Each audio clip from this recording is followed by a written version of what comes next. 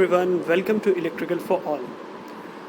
आज हम लोग स्टार्ट करने जा रहे हैं स्विच गियर एंड प्रोटेक्शन, जिसका कोड है 1620501। आज हम इसके सिलेबस के इंट्रोडक्शन के बारे में जानेंगे।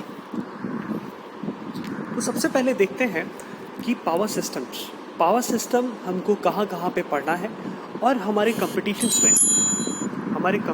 में कहाँ कहाँ से पावर सिस्टम से पूछा जाता है। एक सेकेंड।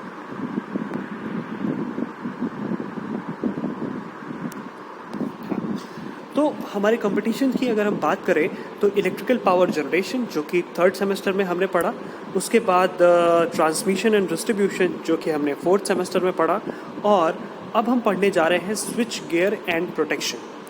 ठीक है, तो स्विच गियर एंड प्रोटेक्शन बहुत ही इम्पॉर्टेंट टॉपिक है पावर सिस्टम का, और जो कि आपके एग्ज़ाम्स में, चाहे एसबीटी के एग्ज़ाम्स में, चाहे आप ले लें कॉम्पिटिशन्स के एग्ज़ाम में या जूनियर इंजीनियर के एग्ज़ाम में, ये सारी चीज़ें पूछी जाती हैं और बहुत ही ज़्यादा मात्रा में वहाँ पे क्वेश्चंस आपको अवेलेबल होते हैं। तो इसको पढ़ना बहुत ही ज़्यादा इम्पॉर्टेंट है। अगर हम 5th सेमेस्टर की सबसे पहले बात करें तो 5th सेमेस्टर में हमको टोटल 5 सब्जेक्ट्स पढ़ने हैं। पहला है स्विच गियर एंड प्रोटेक्शन, जो कि पावर सिस्टम का ही पार्ट है। उसके बाद है एसी मशीन, उसके बाद है यूटिलाइजेशन ऑफ इलेक्ट्रिकल एनर्जी, फिर हम लोग पढ़ेंगे इलेक्ट्रिकल ट्रैक्शन, ठीक है, फिर इंडस्ट्रियल ऑटोमेशन। इतनी सारी चीज़ें हमको यहाँ पे पढ़नी है। ये 5 अलग अलग सब्जेक्ट्स हैं। और अगर लैब की बात करें तो switch gear and protection lab है, फिर एसी मशीन लैब है, फिर ट्रैक्शन लैब है, फिर इंडस्ट्रियल ऑटोमेशन लैब है। तो ये अलग अलग चीज़ें जो कि आपको पढ़नी है। अगर क्रेडिट्स की बात करें तो switch gear, protection, AC machine और यूटिलाइजेशन, इनके क्रेडिट सबसे ज़्यादा हैं। ये 4 क्रेडिट के पूछे जाते हैं क्वेश्चन इसमें। उसके बाद ट्रैक्शन और इंडस्ट्रियल ऑटोमेशन, वो 3 क्रेडिट का आता है। ओके, और आपके लैब जो हैं वो 1 क्रेडिट के होते हैं, वो सब हम जानते हैं। तो अगर सबसे पहले अगर हम बात करें यूनिट 1 की, इसमें टोटल हमको पढ़नी है 9 यूनिट्स। ओके, तो अगर यूनिट 1 की बात करें, जहाँ पे हमको इंट्रोडक्शन पढ़ना है और फंडामेंटल्स पढ़ने हैं किसके, स्विच गियर एंड प्रोटेक्शन के। पहली बात तो प्रोटेक्शन है क्या, है ना। तो इन द सेंस हम प्रोटेक्शन क्यों लेते हैं, जस्ट थिंक दैट कि अगर हम कोरोना की बात करें, अभी जो कोरोना का पीरियड चल रहा है, तो कोरोना से हम प्रोटेक्शन कैसे ले रहे हैं, मास्क लगा के, सैनिटाइज़र लगा के, है ना। मास्क लगाते हैं क्यों, क्योंकि कोरोना या तो नाक या तो आपके मुंह से अंदर आ सकता है, ठीक है। तो हम मास्क लगाते हैं किस लिए, प्रोटेक्शन के लिए। तो उसी तरह अगर हम अपने इलेक्ट्रिकल पावर सिस्टम की बात करें तो यहाँ पे बहुत सारी चीज़ें हैं जो कि बहुत इंपॉर्टेंट है। चाहे आपका वो जनरेटिंग स्टेशन में लगा जनरेटर हो, चाहे ट्रांसफार्मर हो, चाहे आपकी ट्रांसमिशन लाइन हो, ठीक है। उसके बाद वहाँ से उतरने के बाद सब स्टेशन में लगा ट्रांसफार्मर हो, आपके घर का प्रोटेक्शन, ठीक है। तो इन सारी ये जो सारी चीज़ें हैं, ये बहुत ही ज़्यादा कॉस्टली होती हैं, ठीक। तो अगर कोई फॉल्ट आ जाए या कोई प्रॉब्लम आ जाए तो उनसे इनको कैसे बचाया जाए, यही हमको पढ़ना है। क्या, कहाँ पे, switch gear and protection. Understood. तो जनरेटिंग स्टेशन में क्या लगा है भैया, जनरेटर लगा है, तो जनरेटर का प्रोटेक्शन कैसे करना है, ट्रांसफार्मर का प्रोटेक्शन कैसे करना है, ट्रांसमिशन लाइन का प्रोटेक्शन कैसे करना है, ये सारी चीज़ें हम यहाँ पे डिस्कशन करेंगे। तो अगर फंडामेंटल्स की बात करें, जो पहला चैप्टर है, वहाँ पे सबसे पहले देखना है कि प्रोटेक्शन सिस्टम जो है, कैसे हम अलग अलग चीज़ों को प्रोटेक्ट करते हैं और उनकी ज़रूरत क्या है ना। उसके बाद नॉर्मल और एब नॉर्मल कंडीशन क्या होती है, किसको बोलते हैं कि ये नॉर्मल कंडीशन है या किसको बोलते हैं एब नॉर्मल कंडीशन है ना। उसके बाद अलग अलग तरह के फॉल्ट क्या क्या है, फॉल्ट, जिन फॉल्ट से हमको अपने सिस्टम को बचाना है ना, वो क्या है, फॉल्ट है।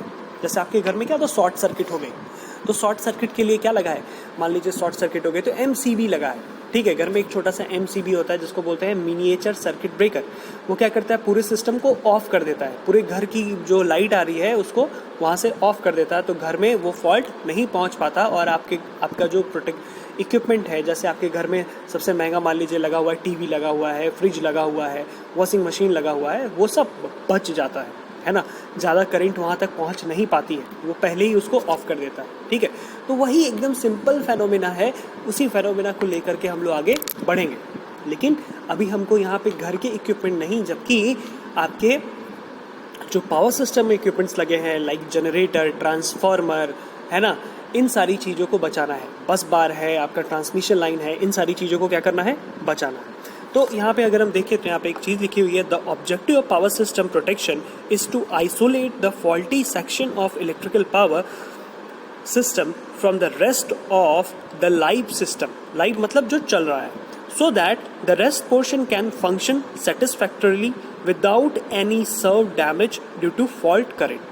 तो हमारे पास मान लीजिए सिस्टम में फॉल्ट करंट एंटर की है ना, सिस्टम में अगर फॉल्ट करंट एंटर की, मान लीजिए सिस्टम में फॉल्ट करंट एंटर कर रही है, तो अब हम क्या करेंगे, एक second, just wait for a second, sorry. तो फॉल्ट करंट एंटर करेगी तो हम लोग क्या करेंगे, उसके पहले ही एक ऐसा सिस्टम लगा के रखेंगे जो कि फॉल्ट करंट को रोक देगा।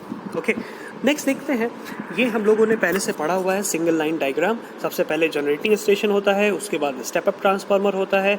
जनरेटिंग स्टेशन क्या करता है, वोल्टेज भेजता है स्टेप अप ट्रांसफार्मर को, वो उसको स्टेप अप करता है, फिर वो ट्रांसमिशन लाइन में जाता है, फिर वो वोल्टेज कहाँ पे उतरता है, आपका सब स्टेशन में।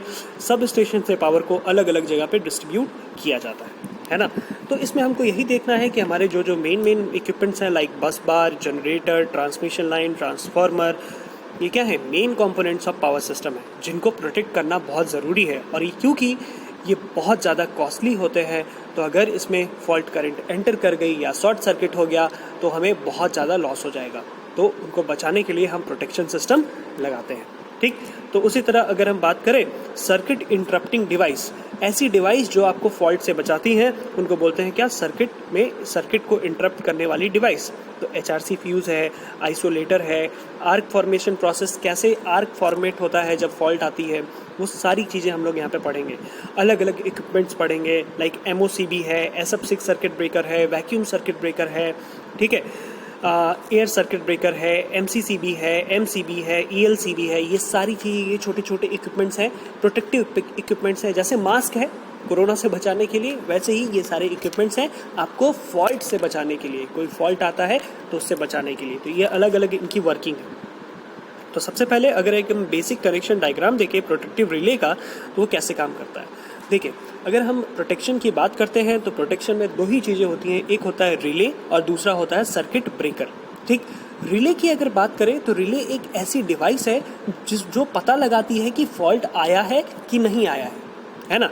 तो यहाँ पे देखिए एक छोटा सा रिले लगा हुआ है, और रिले जहाँ पे लिखा हुआ है, और रिले कनेक्टेड है आपका करंट ट्रांसफार्मर से। किससे, करंट ट्रांसफार्मर से। करंट ट्रांसफार्मर क्या करता है, जितनी भी करंट आ रही है उसको स्टेप डाउन करके आपको प्रोवाइड कर देता है, ठीक। क्योंकि ऑब्वियस सी बात है, करंट ट्रांसफार्मर और पोटेंशियल ट्रांसफार्मर क्या है, मेजरमेंट के लिए यूज़ किए जाते हैं।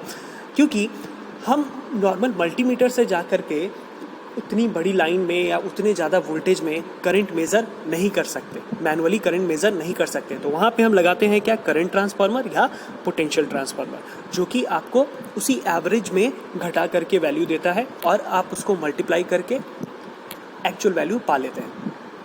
तो करंट ट्रांसफार्मर लगा है, करंट ट्रांसफार्मर क्या करेगा, मान लीजिए 100 एम्पियर आ रही है करंट, तो वहाँ पे उसको 10 एम्पियर करके सर्किट को भेज देगा। अब मान लीजिए वहाँ पे करंट आ गई 1000 एम्पियर, जो कि जो रेटेड करंट है उससे बहुत ज़्यादा है ना। रेटेड करंट मान लीजिए 150 एम्पियर है और 150 एम्पियर से बहुत ज़्यादा है ना 1000 एम्पियर। तो वो सर्किट को क्या कर सकती है, फॉल्टी बना या फॉल्ट कर सकती है, या सर्किट में सर्किट को ब्रेक कर सकती है, बर्न कर सकती है ना, शॉर्ट कर सकती है, ठीक है। तो उससे सर्किट को कैसे बचाया जाएगा। तो अब देखिए करंट ट्रांसफार्मर जो लगा है CT, जहाँ पे लिखा हुआ है CT का डायरेक्ट कनेक्शन जा रहा है रिले में। रिले क्या करेगा, उसको ऑब्जर्व करेगा। जैसे रिले को लगेगा कि 1000 एम्पियर पहुँच गया, उसमें लगी हुई है कॉइल्स। अब कॉइल्स क्या करेंगी, कॉइल्स में करंट बहुत ज़्यादा जाएगी तो उसमें मैग्नेटिक फील्ड क्रिएट होगी, और मैग्नेटिक फील्ड के चलते यहाँ पे जो कॉन्टैक्ट है ये क्या हो जाएगा, सट जाएगा। ट्रिप कॉन्टैक्ट जो दिख रहा है आपको वो सट जाएगा, क्योंकि मैग्नेटिक फील्ड बहुत ज़्यादा आएगी और उसको अपनी तरफ खींच लेगा। जैसे ही वो अपने तरफ खींचेगा, ये जो सर्किट है ट्रिप कॉइल वाली वो एक्टिवेट हो जाएगी, है ना। ये जैसे ये सर्किट एक्टिवेट हुई, ये सर्किट किससे कनेक्टेड है, CB को बोलते हैं सर्किट ब्रेकर, है ना। सर्किट ब्रेकर क्या करेगा कि जो पावर आपका कहाँ से, वायर से या बस से, बस किसको बोलते हैं, जहाँ से हम पावर फेडअप करते हैं, ठीक। जो पावर आपका बस से नीचे की तरफ आ रहा है उस पावर को क्या कर देगा, काट देगा। तो रिले क्या है, रिले हम लोग उसको अच्छे से डीप में पढ़ेंगे और आगे, क्योंकि ये इंट्रोडक्शन वीडियो है तो मैं ज़्यादा डीप में नहीं बता रहा हूँ। जनरली सर्किट ब्रेकर का काम क्या है, सर्किट को ब्रेक करना है ना, और रिले का काम क्या है, सर्किट ब्रेकर को इन्फॉर्म करना कि भैया फॉल्ट आ गया है, फॉल्ट आ गया है, अब आप सर्किट को ब्रेक कर दो, है ना। तो ये थोड़े बेसिक्स हैं। उसके बाद देखते हैं अलग अलग रिलेज हैं, जो रिले अभी हमने यहाँ पे देखे कि रिले का काम क्या है। अलग अलग रिले हैं, ओवर करंट रिले है, ओवर वोल्टेज रिले है, इलेक्ट्रोमैग्नेटिक अट्रैक्शन टाइप रिले है, ठीक है, माइक्रो प्रोसेसर बेस्ड रिले है, डायरेक्शनल रिले है। तो अलग अलग रिलेज के बारे में पढ़ना है।